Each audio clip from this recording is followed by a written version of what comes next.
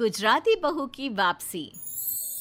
ले लो, अरे ले लो गजरा लेंगा, ले लो डांडिया, ले लो। अरे बहू, ये क्या लगा रखा है?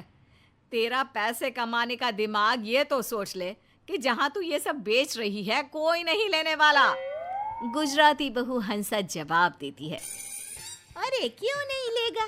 डांडिया का मौसम है तो क्या लेंगा नहीं लेगा है? अरे बेवकूफ औरत, ये चेन्नई है। यहाँ इन सबको ये समझ में नहीं आता है। अरे किसी साउथ इंडियन को लहंगा पहने देखा है क्या? वो भी इतना चमकीला, शीशा और रंगीन धागा वाला। ये देखो सासू माँ, यहाँ खड़ी होकर ना उल्टी पुल्टी बात मत करो। जिसको लेना है वो जरूर लेगा। हाँ। बहू सास की बात सुनकर हंसती है और घर चली जाती है। बेचारी बहू सारा दिन सारी शाम दुकान में बैठती, लेकिन बहुत ही कम दुकानदारी के बाद जब रात को घर आती है तो आ गई महारानी पैसे का ढेर लेकर। जाकर खाना बना। माँ वो थक गई होगी, खाना बाहर से मंगा ले क्या? हाँ हाँ, क्यों नहीं। सारा दिन घर की कोई जिम्मेदारी तो लेनी नहीं। अरे पैसे कमा कर लाती तो भी कोई बात है, लेकिन ना जी ना। क्यों? बाहर से क्यों मंगाए? यह कल मुही ही बनाएगी। बहू को गुस्सा आ जाता है। वो किचन में जाती है और माँ के दिए फाफड़ा के साथ अचार रखकर ले आती है। लियो खाओ और ठूस ठूस कर खाओ। हाँ? ये क्या है? ये कैसे खाऊं? ये कैसे खाओ का क्या मतलब होता है? जैसे पूरा गुजरात खाता है वैसे खाओ। मेरी माँ ने तो बहुत सारे भेजे हैं। हाँ? बेचारी सास क्या करती, जो था वही तो खाना था। वैसे भी बहू को ताने दे देकर उसके अंदर की सारी एनर्जी खत्म हो गई थी। सभी खा पी कर सो जाते हैं, लेकिन बहू तो कमरे के चक्कर काट काट कर घूमती रहती है। अरे क्या हो गया? किस बात का मंथन कर रही हो? ये समझ में नहीं आ रहा है कि यहाँ गुजराती कल्चर का सामान कैसे बेचूं। और ये किसी को समझ में ही नहीं आता कि डांडिया क्या है, लहंगे में शीशा क्यों लगा है, और फाफड़ा है तो रोटी इतनी कड़ी क्यों है। क्या करूं भाई साहब, समझ में नहीं आता। एक तो तुम गुजराती भी ना बड़े मेहनती होते हो और चाहते हो कि सारा माहौल उन लोगों के रंग में ही रंग जाए। ऐसा ही कहा हो। वैसे रंग में तो हम किसी को भी रंग सकते हैं। देखो तुम्हें नहीं बना लिया क्या अपना है? ए चलो ना डांडिया खेलते हैं। हाँ? अरे पागल हो क्या? रात के 1 बजे डांडिया? अरे चलो ना, बहुत मजा आएगा। खेलते हैं ना डांडिया बाहर आंगन में। चलो तो सही प्लीज मेरे खातिर। हाँ? पति को हंसा से इतना प्यार था कि वो उसकी बात को मना नहीं कर पाता। और फिर क्या था, आंगन में गाना बजता रहता है। ए हेलो रंगीलो मारो, पति नाचते हुए कहता है। अरे वाह हंसा, बड़ा मजा आ रहा है। दोनों पति पत्नी डांडिया करने लगते हैं। गाने की आवाज से आसपास के 2 परिवार बाहर निकल आते हैं। साउथ इंडियन पड़ोसी कहता है, अयो या ये क्या करता जी? ये डंडा क्यों मारता भाभी जी का, वो भी रात में? अरे लगता झगड़ा हो गया जी दोनों के बीच। अरे तो हंसता क्यों है जी? मार मार के एक दूसरे का डंडा। मेरे को लगता कि जिसका डंडा लग नहीं पाता होगा वो ना खुशी से हंसता होगा, ठीक है ना? मेरे को भी यही लगता, लेकिन गाना क्यों लगाए? मेरे को लगती लोगों की गालियां और लड़ाइयां ताने ना सुनाई देना इसलिए। हंसा देखती है कि कुछ लोग खड़े हैं। वो गाना बंद कर देती है और उन लोगों के पास जाती है। देखा, मजा आ रहा है ना हम लोगों का डांस देखकर। हाँ लेकिन ये डांस है, मुझे तो लगा ये कोई लड़ाई चल रही है। लड़ाई, वो भी आंगन में? ये ना भाई साहब ना, आइए ना हम आप लोगों को भी सिखा देते हैं। फिर क्या, वो सभी को कॉस्ट्यूम पहनाकर गाना लगा देती है। सबके हाथ में डांडिया और सभी गुजराती धुन में नाचना शुरू कर देते हैं। आया बड़ा मजा आ रहा है हंसा भाभी। हाँ मैंने भी फाल्गुनी पाठक देखा था डांस। अंसा, मुझे तो रखने का मन ही नहीं कर रहा। बस फिर क्या था, 2-4 लोग ही सही, लेकिन सभी को हंसा का डांस करना अच्छा लगता है। अगली सुबह, ये क्या, घर के बाहर बोर्ड क्यों लगा दिया? डांडिया क्लास। अरे ये सब नहीं चलेगा मेरे घर में, साफ साफ बोल रही हूँ। अच्छा, क्या नहीं चलेगा? घर मेरा है और यहाँ ये सब नाच गाना नहीं होगा। वैसे आप भी ना इस घर में अपने पापा के घर से आई है, और मैं भी, समझ गई ना? और जिसे आप नाच गाना बोल रही है ना, वो नाच गाना नहीं है, बल्कि कला है, साहित्य है, देश का संस्कृति है। अरे बस बस, अपना सामान बेचने के चक्कर में पूरे साउथ को डांडिया करा दे तू। ये तो इसमें गलत क्या है? हाँ, जब मैं यहाँ के कल्चर को एंजॉय करती हूँ तो मेरे कल्चर को भी ये लोग समझे। और ये तेरा मेरा क्या है? हम है तो सब भारतीय ना। अब चलिए बाहर जाकर खड़ी हो जाइए, कस्टमर आते ही होंगे। हो बस फिर क्या था, एक एक करके लोगों का घर में आना शुरू होता है। हंसा पहले डांस सिखाती, फिर लहंगा और सारा सामान पैक करके थमा देती। अरे वाह बहू, बड़े नोट छाप रही है, क्या बात है। ले, अब वाह वाह कर रही है? नहीं तो सारे दिन दाने दे देकर मेरे तो कान खा जाती थी। अरे ला बहू ला, यह गड्डी ना पैसों की मुझे दे दे। वो क्या है ना, मेरी तिजोरी काफी दिनों से खाली है। ये रहने दो, हाँ, मेरी मेहनत की कमाई है। आपका बस चलता तो कब का बंद करा देती। नहीं जी नहीं, मैं कुछ नहीं देने वाली आपको। हाँ। सास को बहू पर गुस्सा आ जाता है। अच्छा, तो ये चला कि मेरे घर को धर्मशाला बना दिया और पैसे के नाम पर ठेंगा। रुक, बताती हूँ तुझे। एक रोज सास चुपके से सारे लहंगे काट देती है और डांडिया में कील लगा देती है, फाफड़े में चींटी डाल देती है और खुश हो जाती है। अब पता चलेगा चालाकी देवी से पंगा लेने का क्या हर्ष होता है। एक कस्टमर, हंसा भाभी ये देखिए, ये लहंगा मैं कल पैक करके ले गई थी। अरे लहंगा फटा था, सबके सामने मेरी बेइज्जती हो गई। थोड़ी देर में दूसरी, अंसा, ये डांडिया, इसमें तो कील निकली हुई थी। मेरी बेटी के हाथ से ना खून ही खून आ रहा है। तभी तीसरी, ये फाफड़ा छी छी छी छी, पूरा चींटी से भरा। इससे तो अच्छा हमारा इडली डोसा। ना जी ना, हमको कुछ नहीं चाहिए। बहू परेशान हो जाती है और रोने लग जाती है कि कितनी मेहनत से सारा बिजनेस जमाया था, एक पल में ही सारा धरा का धरा रह गया।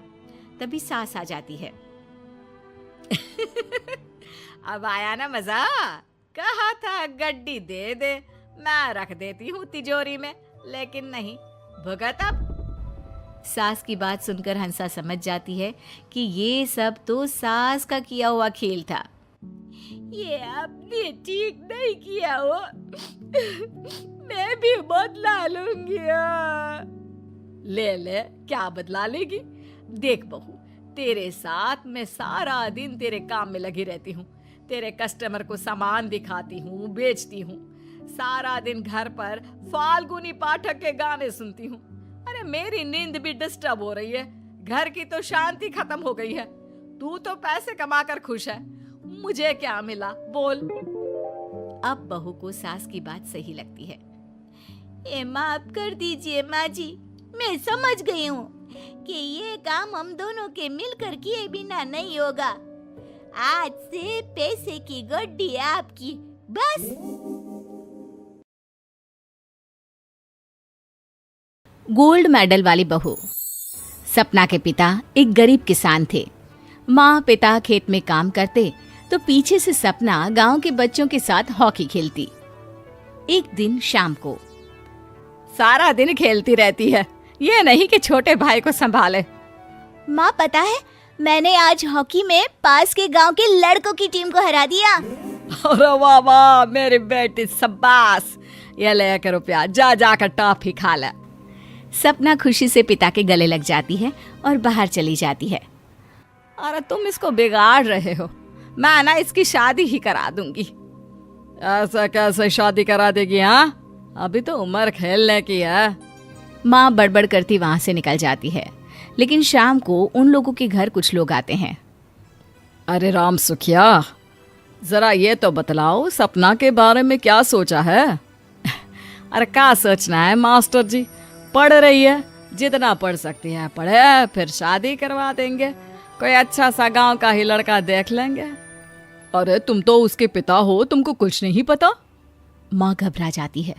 अरे का मास्टर जी, का पता नहीं, का हो गया?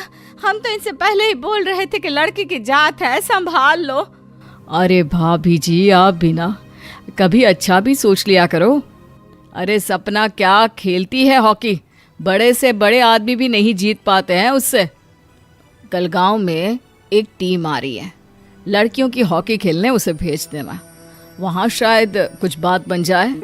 अरे ना मास्टर जी, कोई खेल वेल नहीं करवाना हम लोगों को, वो भी शहर के लोगों के साथ तो बिल्कुल भी ना। शहर के लोगों को ना कोई भरोसा नहीं होता मास्टर जी। अरे कैसी बात कर रही हो सपना की माँ, बुरा आदमी तो हर जगह मिल जाएगा, उसके लिए शहर का और गांव का। हाँ मास्टर जी, हम लोग तैयार हैं, कल आ जाएगी सपना वक्त से। माँ के लाख मना करने पर भी पिता सपना को हॉकी टीम के लिए भेज देते हैं। शाम को सपना वापस आती है, लेकिन लटके मुंह से। और क्या हो गया, मार खाई हो का? कौन मारेगा हमें? कोई मार वार खाकर नहीं आए। अरे फिर शकल पर 12 क्यों बजे हैं, बताओगी? देखो माँ, आप समझोगी नहीं, बताकर फायदा क्या है? अरे बिटिया रानी, हम तो समझेंगे ना, हमें ही बता दे। सपना पापा के गले लग जाती है। पापा, मैं ना सिलेक्ट हो गई हूँ भारत की हॉकी टीम में खेलने के लिए। अरे वाह, ये तो बहुत ही खुशी की बात है मेरे बच्चे। फिर मेरी गुड़िया काहे परेशान है? पापा, मुझे दिल्ली जाना पड़ेगा आगे की प्रैक्टिस के लिए। माँ जो सारी बात सुन रही होती है, जोर से चिल्लाती है। एक पैसा नहीं है मेरे पास, समझे? कुछ नहीं दूंगी। शादी के लिए लड़का फाइनल भी कर दिया है, कल्ले का बेटा, वो शादी कर लेगा तुमसे। सपना पिता की ओर देखती है। अरे देख सपना, खेलने दिल्ली जाना है तो सिर्फ इसी शर्त पे कि आकर कल्ले से बेटे से चुपचाप शादी कर लेगी, बोल। अरे ठीक है ना, कल्ले का बेटा तो बहुत ही समझदार है, सरकारी नौकरी है उसकी, मान गया वो तो सपना शादी कर लेगी। सपना भी धीरू, जो कि कल्ले का बेटा था, उसे जानती थी। वो मन ही मन सोचती है कि शादी तो वैसे भी होनी है, लेकिन माँ की ये शर्त मान गई तो जीवन जीने का एक मौका तो जरूर मिलेगा। हाँ, मुझे मंजूर है। हाँ, तो कल मैं उन लोगों को बुला लूं? पिता और सपना दोनों एक दूसरे को देखते हैं। अब माँ ठीक है ना, बुलाने की क्या जरूरत है, वो लोग पसंद कर रहे हैं ना मुझे, वही ठीक है। बस आप तो मेरा दिल्ली का बैग पैक कर दो। सपना दिल्ली जाती है, दिल्ली टीम के लिए खेलने के लिए। सपना खूब अच्छा खेलती है और गोल्ड मेडल जीत कर आती है। जब वो गांव आती है तो उसका जोरदार स्वागत होता है। हर कोई सपना सपना चिल्ला रहा होता है। और सपना के पापा, तुम्हारी बेटी ने तो गांव का नाम रोशन कर दिया है। गांव की तरफ से तुम लोगों को गांव में पक्का मकान और सपना को परिषद में पक्की नौकरी देने के लिए हम तैयार हैं। अरे वाह वाह, पक्का मकान, ये तो बहुत अच्छी बात है, लेकिन सपना की नौकरी नहीं चाहिए हमें। हाँ, कैसी बात कर रही हो सपना की माँ? लड़की की नौकरी रहेगी तो अपने पैरों पर खड़ी रहेगी, किसी के आगे झुकने की जरूरत ना पड़ेगी। अरे चुप रहो, हम तो नौकरी ना करते हैं, पर मजाल है कि किसी के आगे झुके हो। ना, हमारी बेटी नौकरी नहीं करेगी। पिता लाख समझाते हैं, लेकिन माँ नहीं मानती। और फिर वो दिन भी आ जाता है जब सपना को अपने कहे अनुसार लड़के से शादी भी करनी पड़ती है, ससुराल में। ए बहू, तू रोज रोज सुबह कहाँ जाती है? घर का सारा काम निपटा कर कहाँ भागती है? माँ का घर तो पास ही है, वहीं निकल जाती है क्या? नहीं माँ जी, मैं हॉकी खेलने जाती हूँ, मुझे खेलना पसंद है। खेलना पसंद है? अरे कैसी बात कर रही है बहू, शादी के बाद तो कोई लड़की खेलती फैलती नहीं है, वो घर का काम काज देखती है। सपना कुछ नहीं कहती। वो एक रोज कमरे में अपनी अलमारी ठीक कर रही होती है कि तब सुनो, वो जो लटक रहा है ना, क्या बोलते हैं उसे? मेडल? सपना पति की बात सुनकर खुश हो जाती है, उनके पास जाती है। मैं सोच ही रही थी कि तुमने कभी पूछा क्यों नहीं। ये मेडल है, मैंने जीता है। पता है, हॉकी में बड़ा मैदान, बहुत से लोग, 2 टीम और फिर शुरू होता है जुनून। पता है, लगता है जैसे बस जिंदगी यही है, खेलते रहो, भागते रहो, दौड़ते रहो और लक्ष्य को पालो। सुनो ना, मैं ना भारतीय टीम के लिए खेलना चाहती हूँ। माँ, यहाँ तो आ जरा। सपना हैरान हो जाती है कि ये क्या हो गया, पति अचानक से माँ को क्यों बुला रहा है। हाँ बेटा, क्या हो गया, काहे गला फाड़ रहे हो? माँ, ये सपना क्या कह रही है? अरे बीवी तो बोलती ही रहती है बेटा, लेकिन क्या हो गया, चिल्ला क्यों रहे हो? ऐसा क्या बोल दिया इसने? माँ ये बोल रही है कि इसको खेलना है भारतीय टीम के लिए। सपना डर जाती है। नहीं माँ जी, मैंने कहा कि मैं चाहती हूँ कि वो मैं बोला था ना, शादी के बाद कोई खेलता नहीं, घर का काम काज देखता है, लेकिन फिर भी। नहीं माँ जी, ठीक है, मैं घर का काम देखूंगी, कल से मैं खेलने भी नहीं जाऊंगी, माफ कर दीजिए। सपना पति की तरफ देखती है जो माँ की तरफ देख रहा होता है। उसे गुस्सा तो आता है, लेकिन करती भी तो क्या, सास के सामने कैसे पति की क्लास लगाती। अरे बेटा, अब क्यों घूरे जा रहे हो बहू को? माँ, अभी इस बात का फैसला करके जाना, वरना ये तो तेरे कमरे से जाने के बाद मुझे। अब चुप हो जाइए आप, छोटी सी बात का बतंगड़ मत बनाइए। छोटी सी बात? बहू, ये कोई छोटी बात नहीं है। जो लड़की दिल्ली के लिए गोल्ड मेडल ला सकती है, वो देश के लिए भी तो गोल्ड ला सकती है ना। हम लोगों को किसी चीज की कमी नहीं है बहू, घर का काम तो कोई भी कर लेगा, लेकिन देश का नाम रोशन करने के लिए सपना चाहिए। जा बहू, तेरी ट्रेनिंग का सारा इंतजाम तेरे पति ने कर दिया है, जा खेल और देश का नाम रोशन कर। सपना की आंख में आंसू आ जाते हैं। वो सोचती है कि बेटियों को मायके के साथ अगर ससुराल में भी सहयोग मिले तो ऐसा कोई काम नहीं जो वो नहीं कर सकती है।